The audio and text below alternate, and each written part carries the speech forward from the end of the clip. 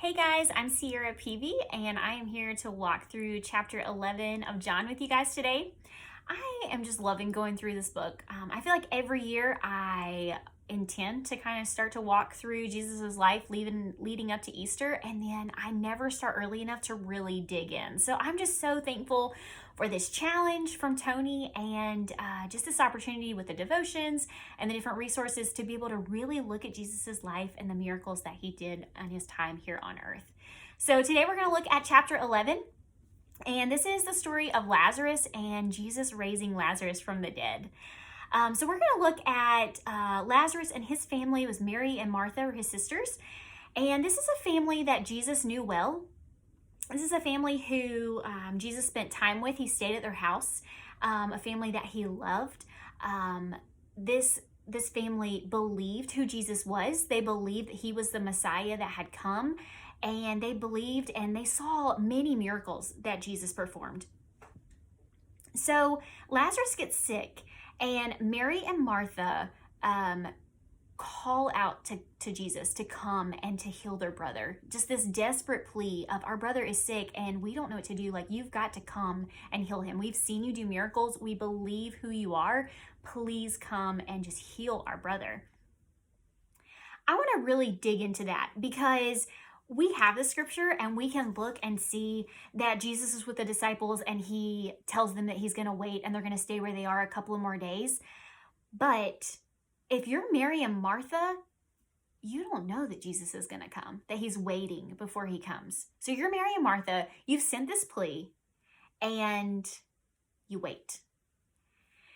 And you wait. And you just keep on waiting because Jesus has not showed up yet. And your brother is getting sicker and sicker, and he dies. And Jesus is still not there. How does that look like? What's that look like in your life? When we're in a situation, when we've been praying for something and we are seeking God's will, and we're just asking, just in this desperate plea, God, please answer this prayer. And we're just waiting. I don't know about you, but I'm not a good waiter. I'm really not good at it. It doesn't look like God's going to answer our prayers sometimes.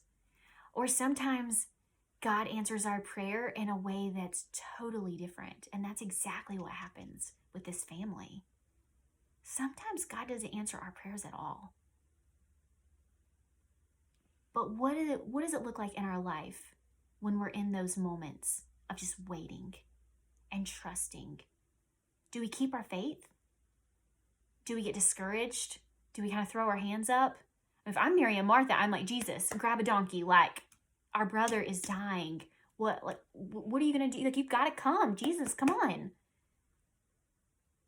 But they didn't lose their faith. Jesus shows up 4 days later after Lazarus has died. Martha runs out to meet him, and she just says, Jesus, if you had been here, my brother would not have died. But I still believe that whatever you ask God, he will give you. And Jesus says, your brother will rise again. Martha doesn't really understand what Jesus is talking about right here. Mary comes, they go to the tomb, the stone's rolled away, and Jesus says, Lazarus, come out. If you're one of the eyewitnesses that are standing around and you have come to comfort and mourn with this family because Lazarus has died, and then you see this man that you're not really sure who he is, maybe you don't believe who Jesus is, and he says, Lazarus, come out. If you're standing back here like, this guy, and then Lazarus just comes walking out of the tomb, the man that you're there mourning for, he's walking out of the tomb. Like, are you kidding me? Isn't that just so Jesus? To answer a prayer in a way that just kind of blows your mind. Where you never saw these things lining up, but okay, like, what is happening right now? This can only be explained because of God. And through the power of this man who can raise people from the dead, from this miracle, Many believe in Jesus, that he is the Messiah they've been waiting for. A lot of the religious leaders, because of many believing in Jesus, they, of course, get upset, and they actually begin to plot to kill Jesus. This ends up being one of Jesus's last public miracles before he kind of goes away and gets away from the people who are trying to murder him. So what does this look like for us?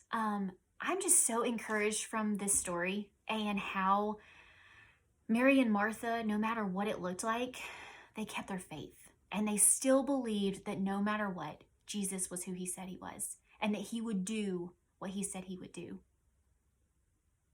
Do you believe that in your life?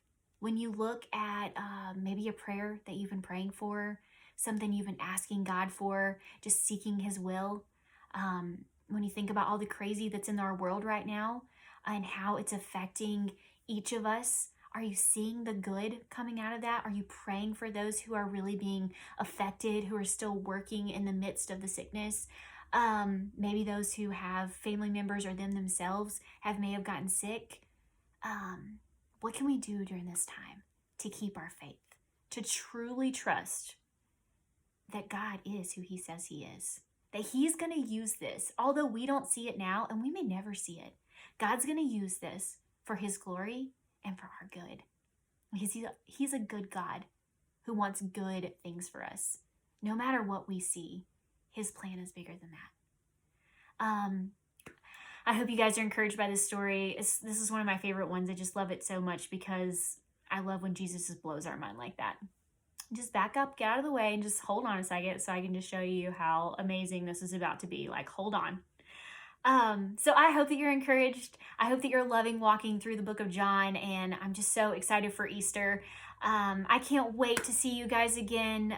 We are just praying through this pandemic, just that this virus would just end so quickly. We miss being with our church family. We're so ready to just get together and have like the biggest worship night with some banana pudding involved, to just be able to hug each other again. Oh my gosh, I miss you guys so much. So thank you for tuning in with me today.